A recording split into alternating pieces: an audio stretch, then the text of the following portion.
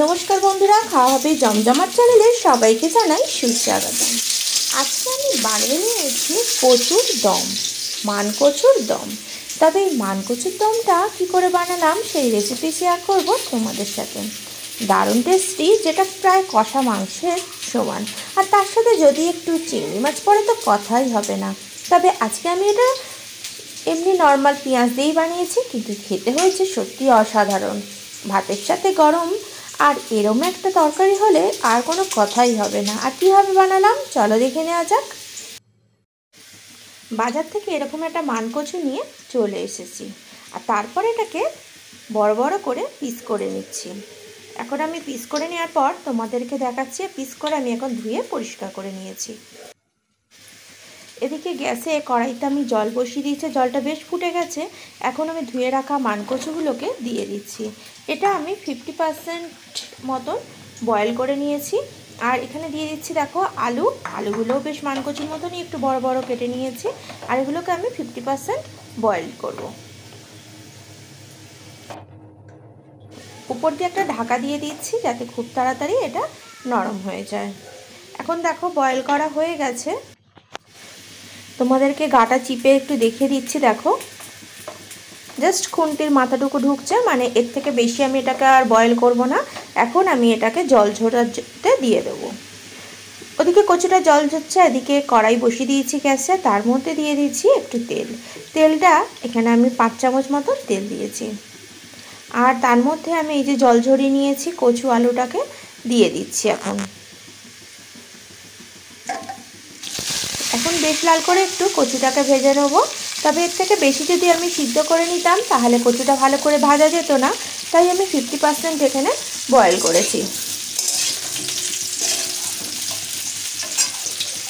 কচুটাকে একটু লাল করে ভেজে নিতে হবে, তাতে তরকারিটার স্বাদই খুবই সুন্দর আসবে।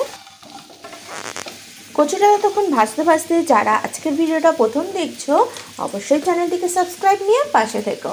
আর নতুন রেসিপি যখনই আপলোড করব তার নোটিফিকেশান সবার আগে তোমার কাছে পৌঁছানোর জন্য অবশ্যই পাশে থাকা বেল আইকনটিতে ক্লিক করতে ভুলো না।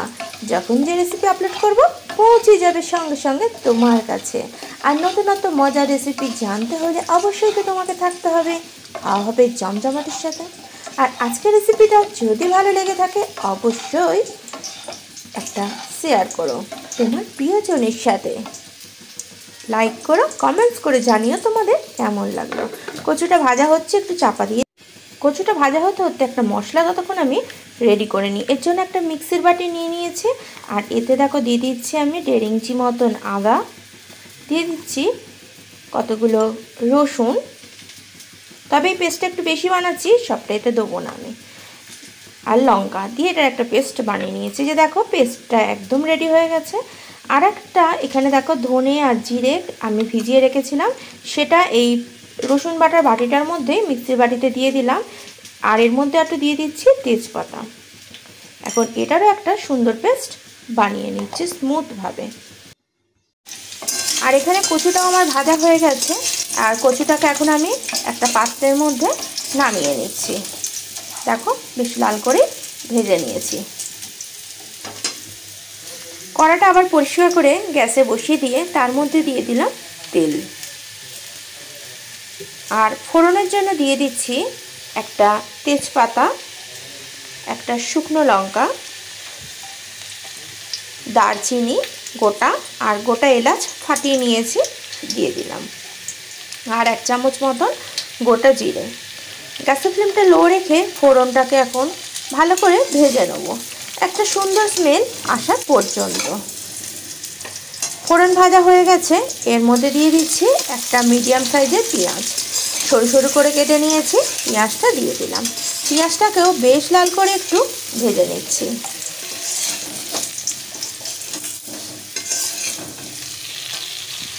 পেঁয়াজটা ভাজা হতে এর মধ্যে দিয়ে দিচ্ছি টমেটো আর আরও একটা মাঝারি সাইজের পেঁয়াজ আমি বেটে রেখে দিয়েছিলাম সেইটা। এখন সমস্ত উপকরণগুলো বেশ ভালো করে একটু নাড়াচাড়া করে ভেজে নিচ্ছি। পেঁয়াজ টমেটোটাকেও বেশ লাল করে ভেজে নেব।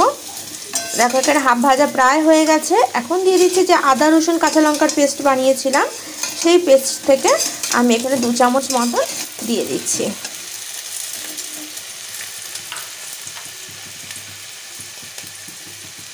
আর দিয়ে দিচ্ছি যে জিরে বেটে রেখেছিলাম, সেই জিরে বাটাটাও এখানে দিয়ে দিলাম 2 চামচ ধনে জিরে বাটাটা। আর তাতে দিয়ে দিচ্ছি রঙের জন্য হলুদ গুঁড়ো।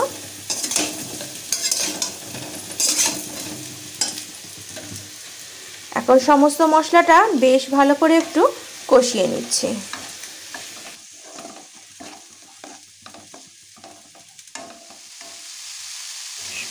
এখন এর মধ্যে দিয়ে দিচ্ছি একটু কাশ্মীরি মির্চি পাউডার, একটা সুন্দর কালারের জন্য।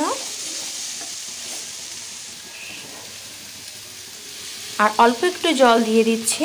মশলাটা জল দেওয়ার পর আরও বেশ কিছুক্ষণ ধরে কষিয়ে নেব, যতক্ষণ না এর থেকে তেল রিলিজ হচ্ছে।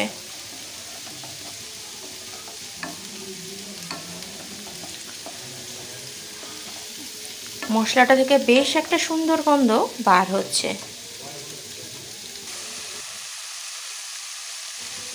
এখন দেখো মশলা থেকে তেল রিলিজ হওয়া শুরু হয়ে গেছে, মানে মশলাটা বেশ ভালো করে আমার কষানো হয়ে গেছে। এখন এর মধ্যে ভেজে রাখা কচুগুলোকে দিয়ে দিচ্ছি।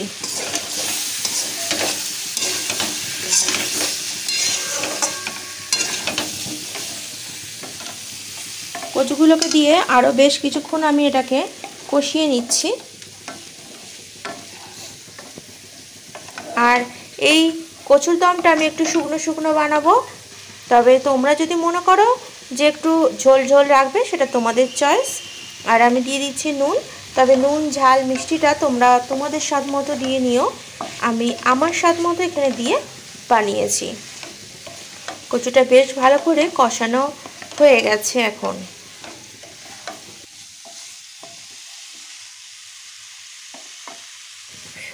আর একদিকে গ্যাসের মধ্যে আমি একটু জল গরম বসিয়ে দিয়ে দিয়েছি, কারণ কচুর মধ্যে এখানে গরম জল দিচ্ছি, এখানে ঠান্ডা জল আমি দেবো না। আর কচুটাতে জল দিয়ে দিলাম। এবার একটু নাড়াচাড়া করে জলের মধ্যে মশলা কচুটা মিশিয়ে নিচ্ছি। দিয়ে এখন এটাকে চাপা দিয়ে আরও কিছুক্ষণ আমি এটাকে রান্না করে নেব, বাকি যতক্ষণ না এটাকে নরম হচ্ছে। কচুটা বেশ অনেকটাই নরম হয়ে গেছে, আর মিনিট 7 মতন রান্না করলেই এটা একদম পারফেক্ট রেডি হয়ে গেছিলো আমার। আর দেখো এখন বেশ ভালো ফুটে উঠেছে, আর কচুটাও অনেকটাই নরম নরম হয়ে এসছে। তোমাদের একটা দেখিয়ে দিচ্ছি, দেখো কচুটা একদম নরম হয়ে গেছে, খুন্তির মধ্যে গেঁথে যাচ্ছে, ভেঙেই গেছে কচুটা, এতটাই সুন্দর সফট হয়েছে। আর দেখো উপর দিয়ে একটু গরম মশলা গুঁড়োও ছড়িয়ে দিলাম, মানে আমার পারফেক্ট রেডি হয়ে গেল। এখন একটু চাপা দিয়ে আর মিনিট 2 রান্না করলেই রেডি আমার আজকের মান কচুর দম। মান কচুর এরকম একটা দমের সাথে গরম গরম ভাত তো অসাধারণ লেগেছে আমার, তোমাদেরও আশা করি খুবই ভালো লাগবে।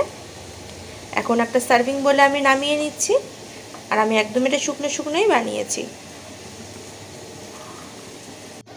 যদি আজকের রেসিপিটা তোমাদের ভালো লেগে থাকে তবে লাইক কমেন্ট শেয়ার করতে কিন্তু ভুলো না।